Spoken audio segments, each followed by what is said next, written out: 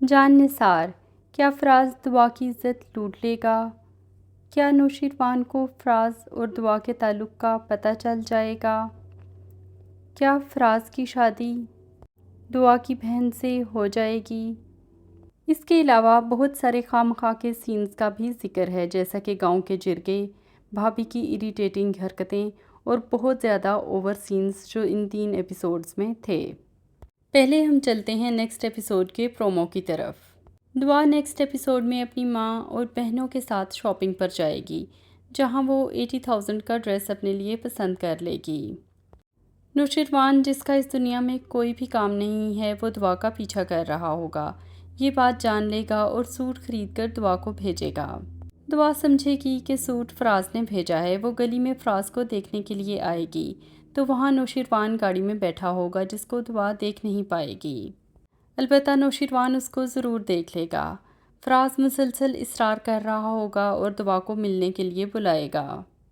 فراز کی شادی کیونکہ دعا کی بہن سے ہو رہی ہے، فراز اس بات سے لا علم ہے اور دعا بھی۔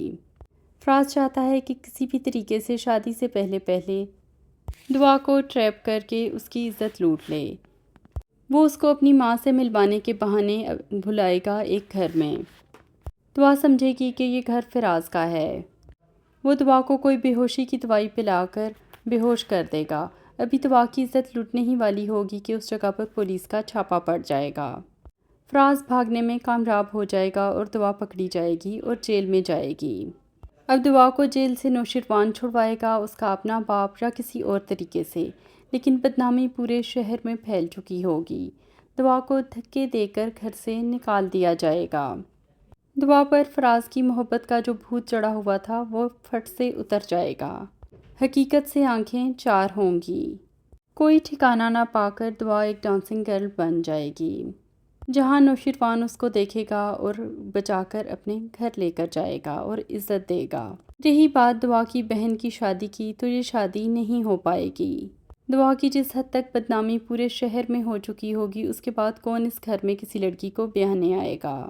دعا کے گھر والوں اور شاید خود دعا کو بھی برسوں کے بعد پتہ چلے گا کہ فراز ہی وہ شخص تھا جس سے دعا کی بہن کی شادی ہونے والی تھی۔ اس بدنامی کے واقعے سے نوشیروان کو بھی اپنی بھولی بھالی دعا کی حقیقت پتہ چل جائے گی اور یقیناً فراز اور دعا کا افیئر بھی پتہ چل جائے گا۔